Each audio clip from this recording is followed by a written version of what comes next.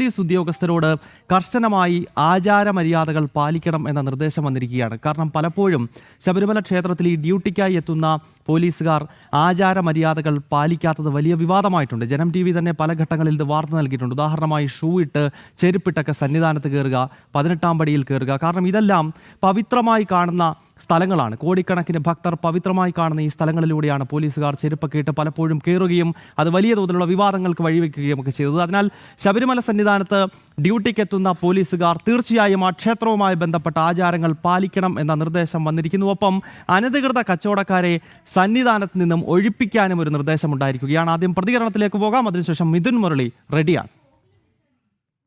ശബരിമലയെ സംബന്ധിച്ചിടത്തോളം ആചാരങ്ങൾ ഉണ്ട്. ആ ആചാരങ്ങൾ പാലിക്കണം, നിർബന്ധമായിട്ടും പാലിക്കണം. ചെരുപ്പിട്ട് അങ്ങോട്ടകത്ത് കയറാൻ പറ്റില്ല.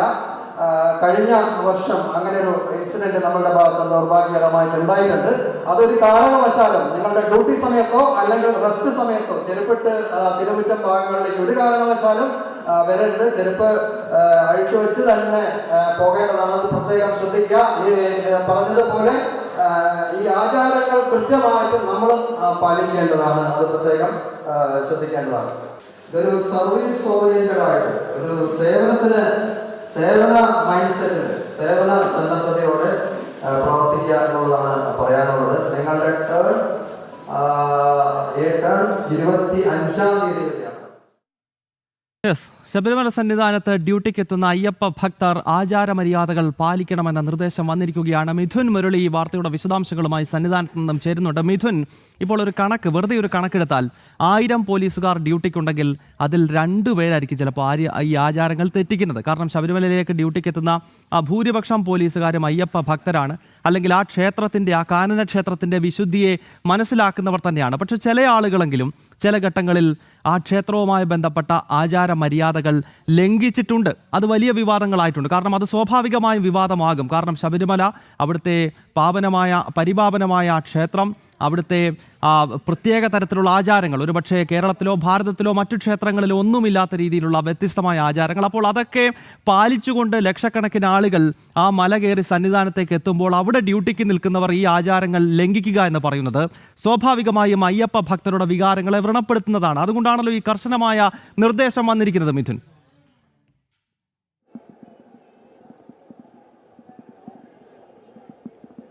ഗൗതം, കഴിഞ്ഞ മണ്ഡലകാലത്ത് മാസപൂജാ നാളുകളിലെല്ലാം തന്നെ പോലീസ് ഉദ്യോഗസ്ഥരുടെ ഭാഗത്തുനിന്ന് ഉണ്ടായിട്ടുള്ള വീഴ്ചകൾ നമ്മൾ വാർത്തയാക്കിയതാണ്. ഷൂ ഇട്ടുകൊണ്ട് സോപാനത്തിന് സമീപത്തേക്ക് കയറുന്നു, 18-ാം പടിയിൽ തിരിഞ്ഞു നിന്നുകൊണ്ട് ഫോട്ടോഷൂട്ട് നടത്തുന്നു. ഇങ്ങനെ അനവധിയായിട്ടുള്ള വീഴ്ചകളാണ് പോലീസിന്റെ ഭാഗത്തുനിന്ന് ഉണ്ടായിട്ടുള്ളത്. അതെല്ലാം വലിയ വിവാദങ്ങളായിട്ടുണ്ട്.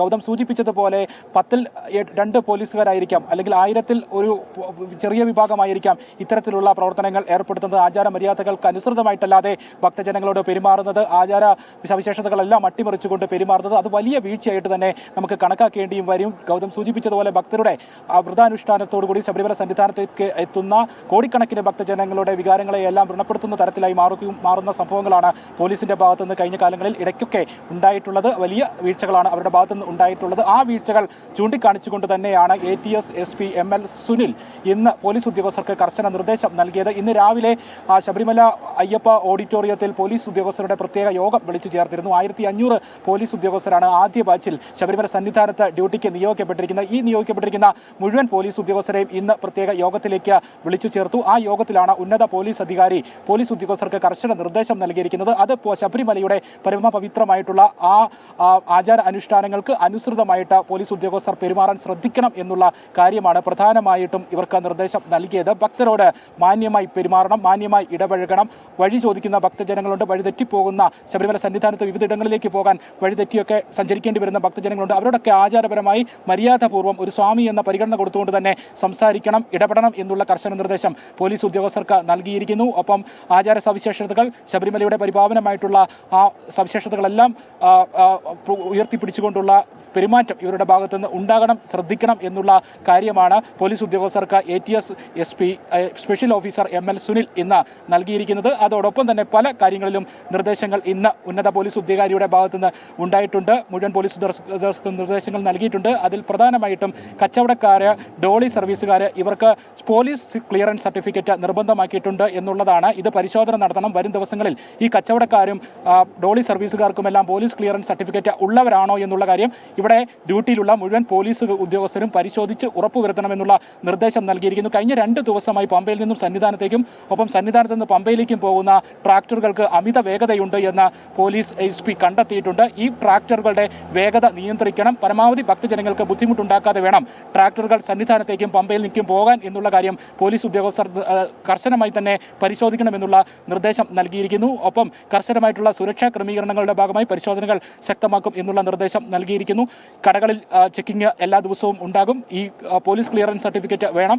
ഈ ലോട്ടറി വിൽപ്പനക്കാരടക്കമുള്ള അനധികൃത കച്ചവടക്കാർ സന്നിധാനത്തേക്ക് കയറി വരുന്നുണ്ട്.